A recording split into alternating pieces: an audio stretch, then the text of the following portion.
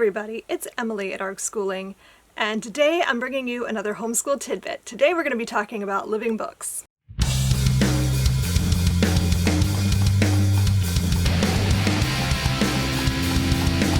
Welcome to Build Your Library's Homeschool Tidbits. In this new weekly video series, I will delve briefly into a topic related to homeschooling, and I'll share some of my knowledge and expertise as a homeschooling mother of 4 children, 3 of whom have graduated.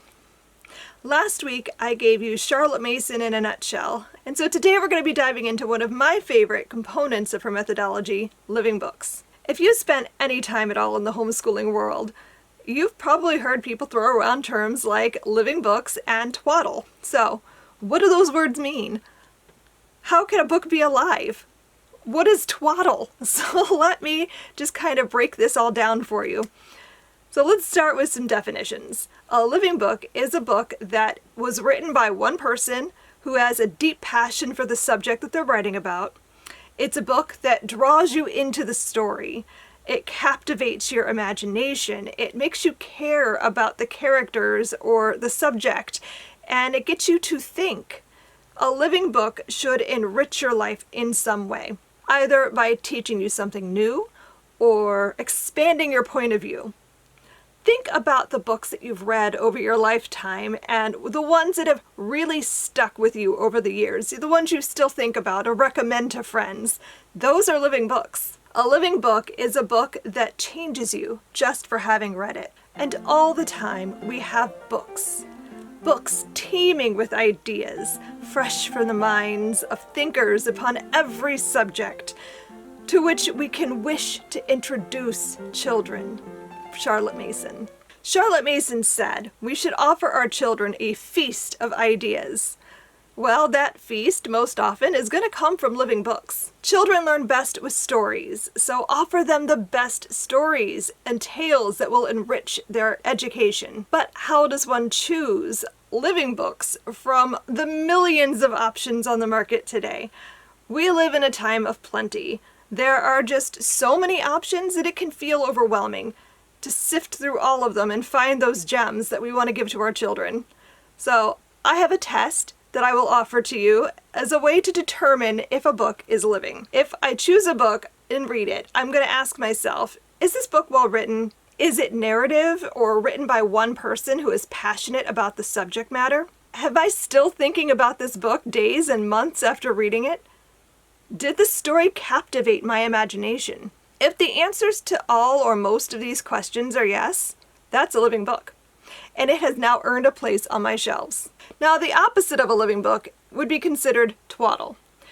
I'm going to be a little controversial in this video, so get ready for some unpopular opinions. But I think there tends to be a lot of book snobbery in most Charlotte Mason circles. There's also a lot of confusion over what actually constitutes twaddle. Since twaddle is considered the opposite of a living book, it is actually quite easy to define. Twaddle is poorly written. It's a book that talks down to children or it lectures at them. It is a dull text written by a committee of authors rather than one passionate author. It's quickly forgotten commercial fluff.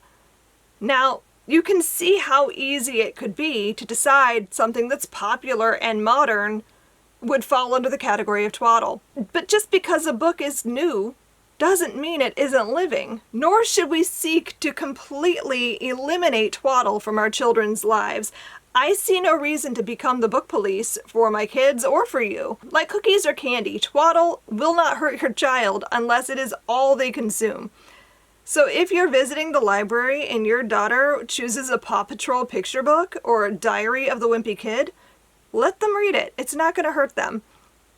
Just be sure that you're also choosing other books to balance those out. If your child enjoys books about dogs, maybe you could offer Because of Winn-Dixie by Kate DiCamillo, or Ribsy by Beverly Cleary, or some really well-chosen picture books that are about dogs, if your child's not old enough to read chapter books yet. By offering that balance, they're going to learn to choose those better books on their own because they'll be able to tell the difference. This will also give them the freedom to read what appeals to them in that moment. Everyone needs a fun, fluffy read once in a while. Something else to note here that I don't think gets said often enough is that living books can be subjective. A book that I consider living might not be a book that you consider living. For example, I don't think anyone would dispute that The Hobbit is a well-written novel.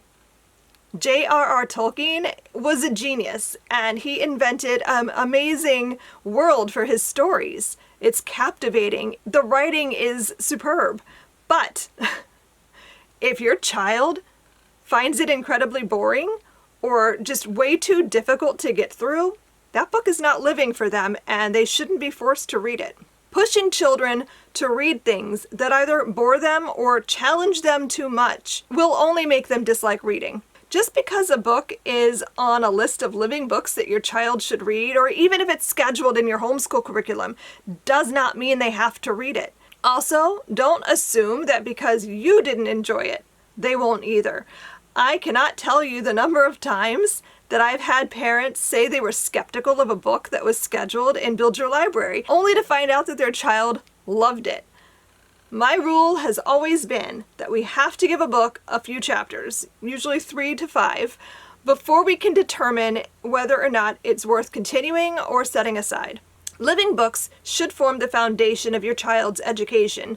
They aren't just fiction stories, but they can encompass all subjects, from history to science, art, music, language, and even math. That is what Charlotte Mason meant by offering our children a feast of ideas, combining living books with short lessons and a wide variety of topics. You can read amazing quality books across all subjects. This offers them the chance to make their own connections in their learning. Living books help to peg information to your child's mind. When they read a riveting story about the Revolutionary War, for example, they'll be more likely to remember the information about that time period than if they just read a short passage in a textbook that gave them the names and dates to know. This is why I like to add living books to subjects like math and to science. These stories can help to cement ideas in our children's minds in a way that a dull textbook just cannot. Living books nurture the imagination. They captivate and transmit ideas rather than just facts. These are the books you will want to hang on to and pass down to your grandchildren someday. A child's intercourse must always be with good books. The best that we can find. We must put into their hands the sources which we must needs use for ourselves. The best books of the best writers. For the mind is capable of dealing with only one kind of food.